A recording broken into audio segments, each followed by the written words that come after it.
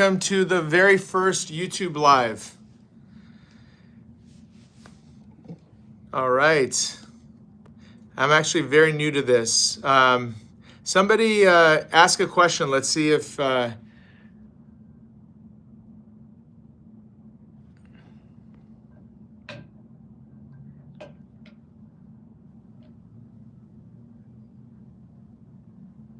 here. You sure it's on the live in the right place? No, because I'm not seeing.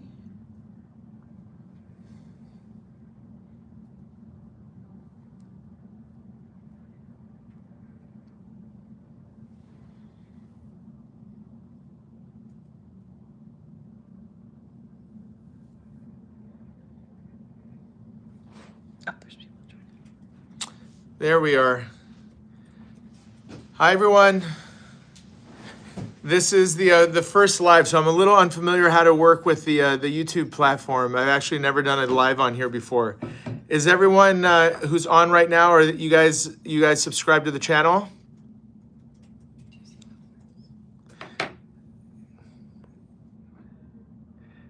Yeah, it's interesting. I don't see the comments. All right. Do you guys see comments?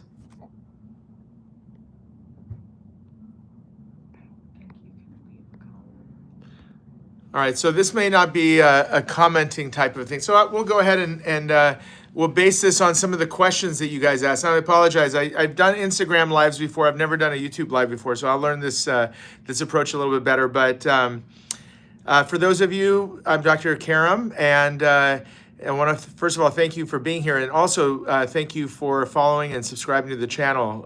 It's really a passion project of mine. It gives me an opportunity to share with you all the kind of things that I share with my patients in consultation all the time. So it gives us a little bit of a bigger platform, obviously, but also an opportunity for people who don't get to come in to see me in the office to have an opportunity to think about things the way I think about them, and ultimately help you guys make good decisions. As we talked about, this is really about personal empowerment, etc. So one of the questions, that came up, and we put this out there for the community on the community tab, so that you guys can ask your questions, etc. And in the future, we'll probably do this, from time to time. But if you have questions that you want answered, drop them on the tab, and I'll include them in the live. So I've got a bunch of them here, and we'll start with kind of the one that that a lot of people have the most question about, confusion about, and that is, what is the vertical restore and how does it differ from the deep plane and some other types of facelift? So I'll just give you a very quick overview on that. Number one, the deep plane concept has been around since the mid 80s, and it's always been recognized as being one of the most durable and long-lasting types of facelifts that can be done. So it was kind of this very, very advanced style of lift that was introduced, and ultimately a very small number of surgeons were doing deep plane surgery because they're just technically more difficult. So it just happened that it came around at a time when the pendulum was swinging towards mini facelifts, towards more or less invasive, because as you all remember, in the 90s and 80s and even early 2000s, there was a flood of very unusual looking faces as a result of these facelifts. People were looking pulled and tight and all this other stuff. And so the last thing people wanted to do, surgeons and patients, was to do a more invasive procedure, which was equated to looking more and more unnatural. And so from my point of view, I also was in that same mind frame. So I did a less invasive style of lift early on. And it's basically where you take the SMAS and tighten it upon itself, and we call it a plication technique. Beautiful results, very natural looking, etc. But there was a couple of things that were missing. One is I wasn't able to treat the midface. The midface comes down at the same time as everything else is. So the corners of the brow, the midface, the jawline, and the neck, everything comes down. And the previous techniques that I was doing was lifting the jawline, lifting the neck, but it was leaving this area alone. So there was a kind of a mismatch happening, and I was trying to correct that mismatch by doing what everyone else was doing at the time, which was to put volume in the cheeks to kind of reinflate it a little bit. And we we got beautiful results, they're natural looking, etc., but it wasn't treating the fundamental problem. So somewhere around 2015, 2016, I started thinking, well, how can I get this mid-face up and also get the facelifts to last longer? And also be in line with this notion that I've always had, which was to lift the face more or less vertically. And if you guys know what I mean, because most of you have probably done this in the mirror, right? You go in there in the mirror and you kind of lift up your cheeks upwardly. You don't pull yourself sideways, you go upward. And that upward lift, when you look at yourself in the mirror, you're like, wow, that looks like myself. It looks like me. It doesn't look different. So the verticality gives that concept opportunity to look normal and natural. So what I wanted to do was take the deep plane approach, apply it to the vertical nature of my previous lift, and essentially get a result that looks totally normal and natural, but also lasted longer and addressed the mid-face.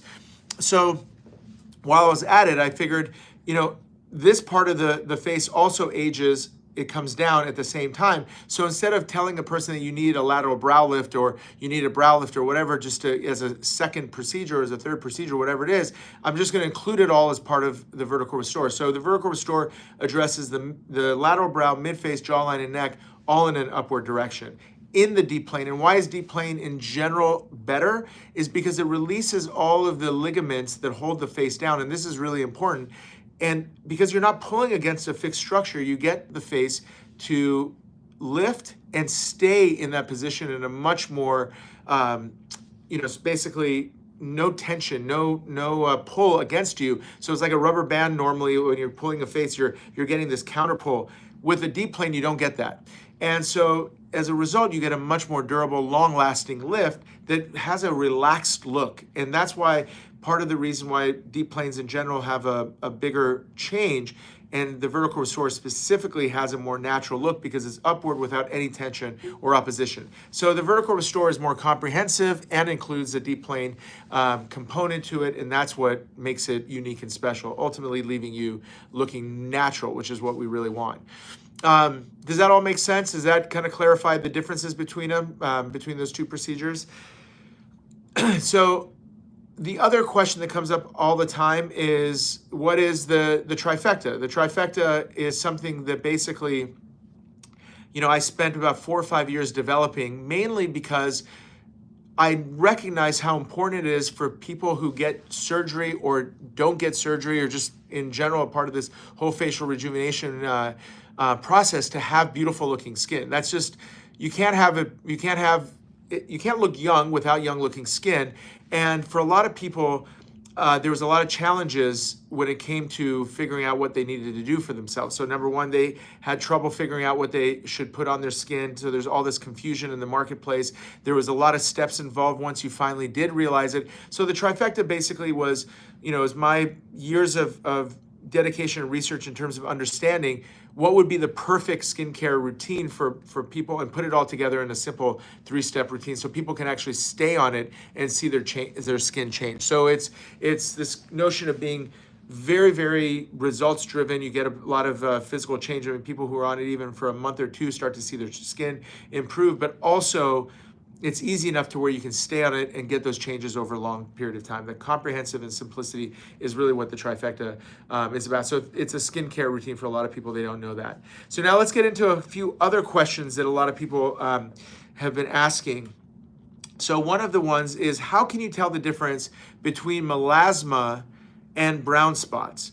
Sunspots, sorry. So sunspots, they're basically a response to years of sun exposure. You're gonna see that the skin begins to produce a bunch of melanin, and you get these little dots of kind of freckling over the skin. That process is totally treatable with different types of lasers. For example, IPL and BBL is really, really effective. The use of products that dampen the production of melanin, so things like retinol, vitamin C, niacinamide even helps. And then you've got this whole host of non-hydroquinone lighteners that are botanical based, so things like licorice root extract, daisy flower, azelaic acid. These are all things that decrease the production of melanin. The reason I'm not a fan of using hydroquinone for too long is because people who use hydroquinone for 6 months plus without stopping, sometimes there's this rebound hyperpigmentation effect that happens, and it's not ideal, obviously, for you to get a lot of pigmentation as a result of it. But think about sunspots as something that you want to potentially clear with an IPL or a BBL, or a chemical peel or laser, and then you want to suppress the melanin production with your skincare. And that's a really important concept to understand. But melasma is completely different. Its origin comes from usually some type of hormone source or cause. It can be genetic. You see it with pregnancy, etc., which is probably hormonal.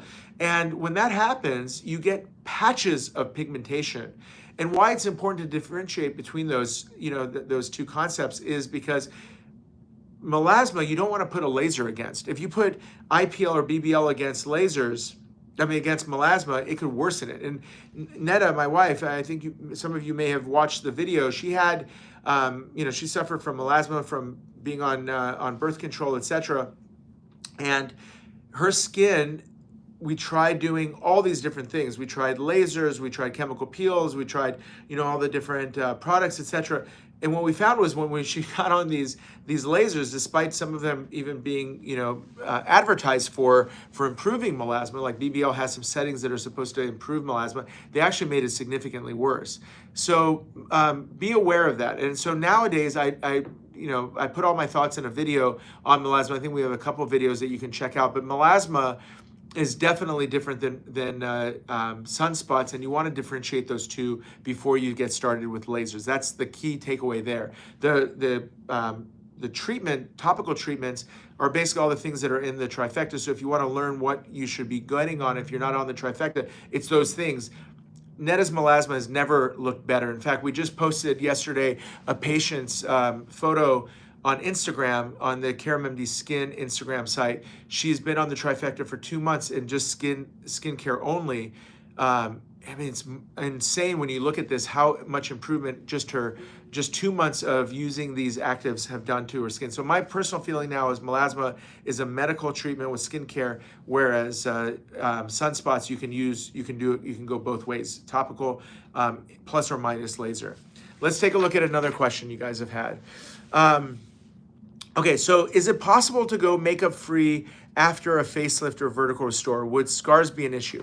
So the answer is, generally speaking, and this is probably the most honest way to describe it, you shouldn't have any type of surgery, no matter where, on your face, your body, whatever, without the mental preparation that you may have a scar. Now, what does that scar look like? At the end of the day, it's such a variation from having literally no scar when things are closed properly and tension is taken off the skin. And that's the point I want to just emphasize. It. There's some technical aspects to good scarring. One is there shouldn't be any tension across the incision. So this notion that the more you pull, the tighter your face gets, but then when you go to close the incision, you've got a gap and then you pull it across, there's a lot of tension, meaning that it wants to pull across. That's where you get the widened white scars that sometimes you see on the body, etc.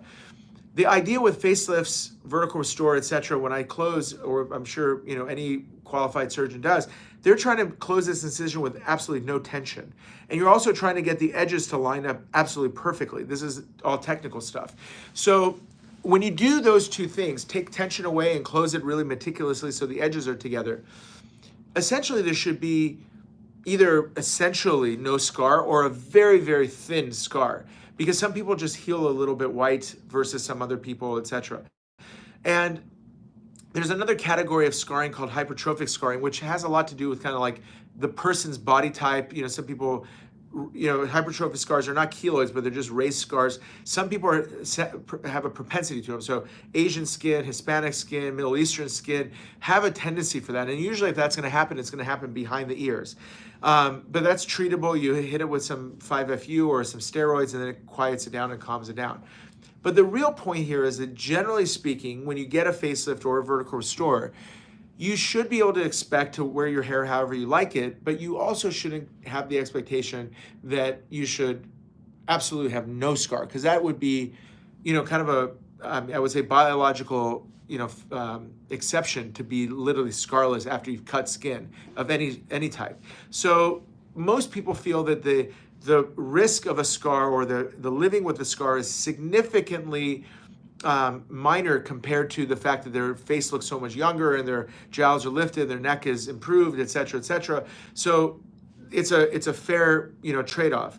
But that's a personal, sort of a perspective, because some people who I look at them after surgery and they tell me they have literally no scars, I can always see like a very thin scar. And then on the same token, somebody who might be bothered by a really thin scar, which 90% of the other patients might not even notice it or even feel like that's even a scar, or even counts as a scar. So this is where you have to have an open and very, sort of honest and transparent conversation with your surgeon to make sure that you understand what you're getting. But generally speaking, if you want to talk about like 99% of the patients, they walk away from surgery feeling that they're totally fine from an incisional point of view, and they have no noticeable or relevant looking scar. One question that came up was about my thoughts on PRP for treatment of and skin and injection. So PRP or PRF has been used for collagen production. I've never understood it as something that is used for volume. When people inject it under their eyes in different places as a substitute for filler, I don't see it as very beneficial in that way. But those are growth factors. So they're going to, potentially stimulate some, rejuvenative process that it could be, overall beneficial to the tissues. But you shouldn't think of it as like a volume replacement. For example, if your eyes are hollow, you have two options. Either you put fat in there through fat transfer, or you put a tiny bit of filler in there.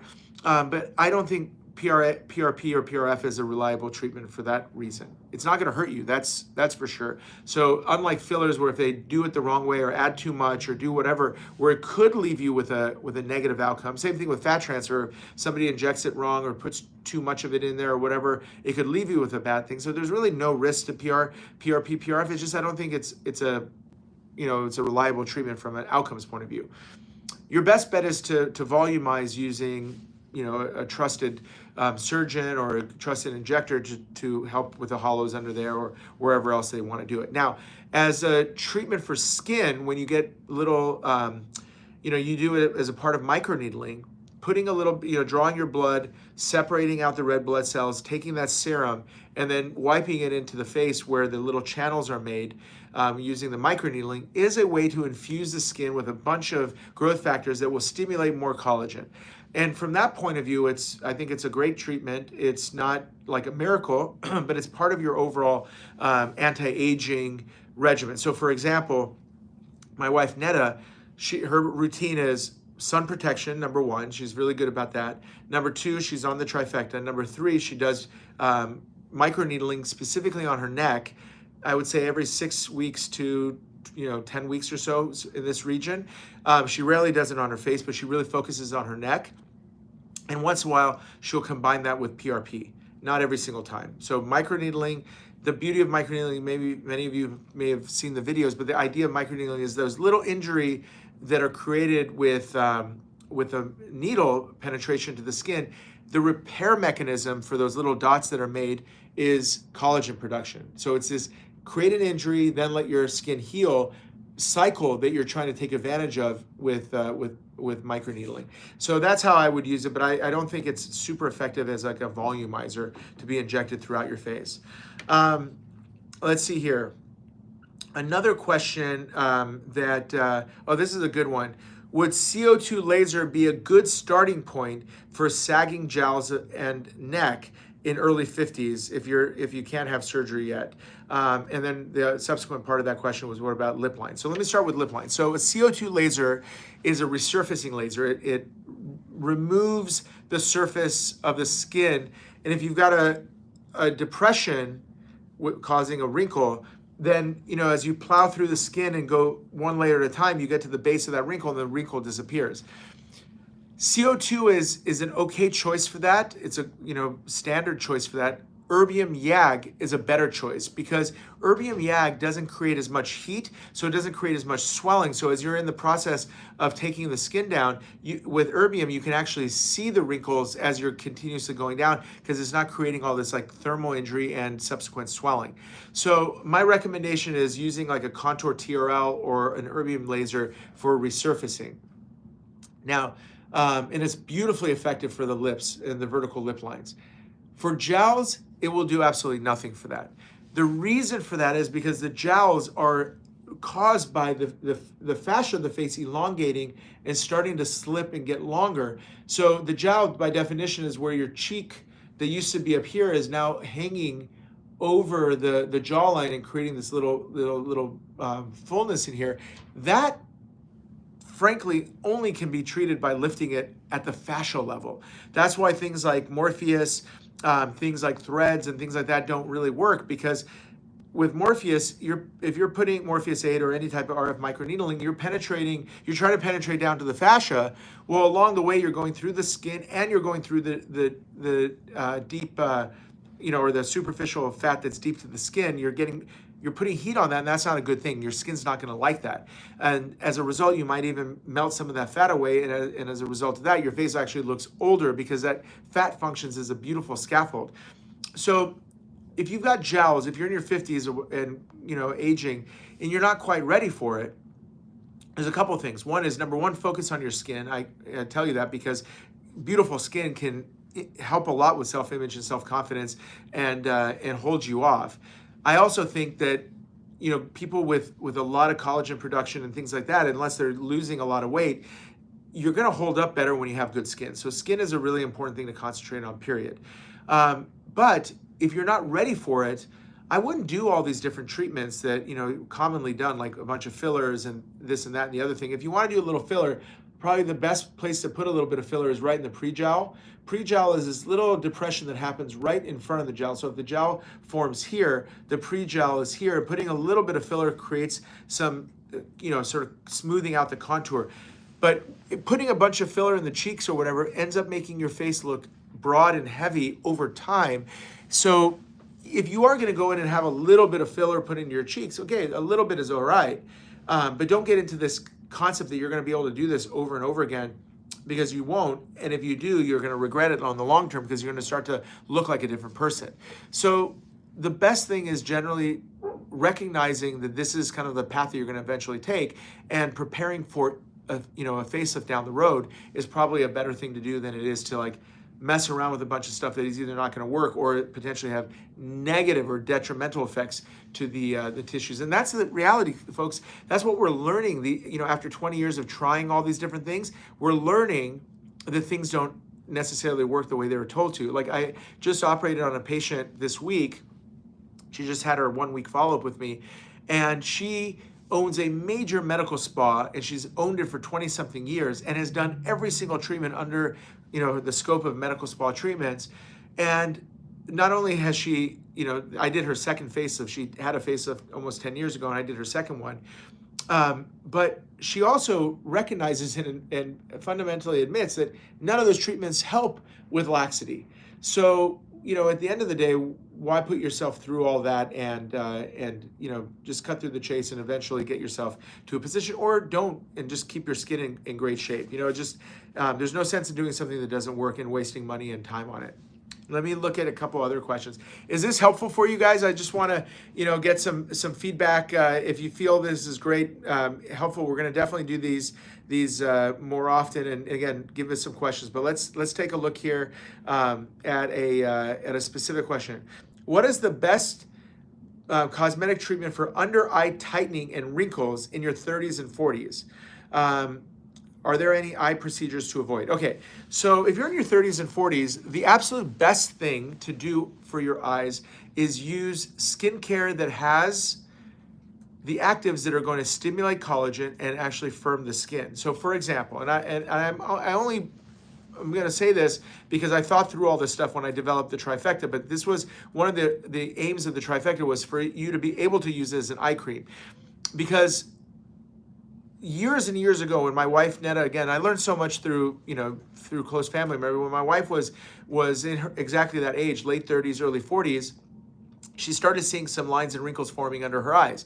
And a good colleague of ours, who's a dermatologist, said, hey, go ahead and put your retinol or Retin-A under this area, go all the way up to your lashes. And at that time, she wasn't doing it that way, and she did. But of course, that thin skin doesn't love high dose Retin-A, but she tolerated. Netta just is like, she doesn't care if it's good for her long term, she'll do it. But I mean, it really makes the eyelids look red and puffy and swollen and irritated for about 2 weeks, and then after that, it calms and settles. So she started doing that, rubbing her retinol, her Retin-A actually at the time, all the way up to her lashes. And sure enough, it really did help a lot with smoothing out the lines, calming that, also using Botox in the crow's feet to keep this area from scrunching and forming lines as a result. So between those two things, I would say, topical skincare as well as Botox, you can really improve a lot of the under eye lines and wrinkles. I took it a step or two further with the trifecta because there's certain peptides that actually firm the skin. So one of the peptides that I chose was one that stimulates collagen in addition to firming the skin, almost like a tightening effect on the skin. So putting that into the trifecta, so you got retinol, you got vitamin C, all these things that are stimulating collagen, but also the peptides that stimulate collagen in addition to firming and tightening skin, that gives you even more ability to do that. And then, as I mentioned, for a lot of people, it's hard to put retinol and Retin-A under their eyes because of that reaction. Trifecta is tolerated because it's split dose and it's encapsulated retinol and all these other things that allow the skin to handle it without that reaction. So topical skincare and all that stuff is really good. But here's the thing: once it gets to a certain point, once you're in your, let's say, 50s, and you start to see excess skin under here, the best treatment that I do for sure is the removal of that extra skin. I do that with a skin pinch. So I always combine that with a fat transfer, fill in the hollows, and then I take up a little bit of skin. Usually this is done as part of the overall surgery. We do a vertical restore, do a fat transfer, do a skin pinch. And when you do it together like that, it works out perfectly. You got to be a little bit careful because part of the question was what to avoid. Here are the things to avoid. I wouldn't do a CO2 laser on the lower lids. The skin is too thin, and down the road, that skin can definitely thin out and not have that suppleness and fullness. In fact, it gets almost translucent, quality to the skin when you bombard it with lasers. In addition, I wouldn't do a skin pinch without adding volume to this area because there's a potential for the eyelid to pull down. So I always, when I treat the lower eyelid, I always treat it with volume in addition to to the little skin pinch. That way the eyelid is supported and it doesn't want to come. And the vertical restore takes even further because it pulls up the eyes up with it, so it supports that lower eyelid. I think we have room for one more question here. Let's see here. What do I think of Sculptra? That's I think a common question. I actually believe I did a whole YouTube video on Sculptra, but I'll give you my quick synopsis. Sculptra is not a filler, it's a biostimulator, meaning that it stimulates the fibroblasts, the small cells in the tissues, to make more collagen. It's not placed in the skin, so it's not a replacement of skin collagen, but it's the nest of collagen that's created as a result of that injection adds volume to the tissue. So think of it as you're adding something in the way that it'll balloon up the area. Areas that I like Sculptra for is the temples. I like it a lot in there. I don't love it it's a hard no under the eyes, a hard no anywhere around the mouth. I guess the cheeks are an okay area, although I don't love putting fat in any kind of volume in this part of the cheek. This part of the face, it's okay. This, we call it the buccal region. This area is okay. This area, the preauricular, is okay. Those are good areas for Sculptra. So the kind of like peripheral parts of the face, Sculptra works nicely if it's done, gently and adequate. You definitely do not want to do it anywhere near the lips or the eyes because you can get these little BBs or whatever it is, like the little nests of collagen that can easily be felt and sometimes seen, which is unfortunate if that occurs because it's hard to get rid of if that happens. So those areas, if you're going to use a filler, it's better to use a hyaluronic acid filler under the eyes, better use a hyaluronic acid around the mouth and the lips, because at the end of the day, if you do a small amount shouldn't create a problem. And if you do a lot and you don't like it, at least you have an antidote and you can remove it. With Sculptra, you're stuck with it. You can't do anything to remove it. All right, folks, that's our first live. Thank you all for joining. I hope you all got something out of it. And again, this is a wonderful community, and it's been a real pleasure growing this with you and sharing my insights and thoughts with you. And I hope I'm at some service for you as well. So thanks again, and until next time, Dr. Karam.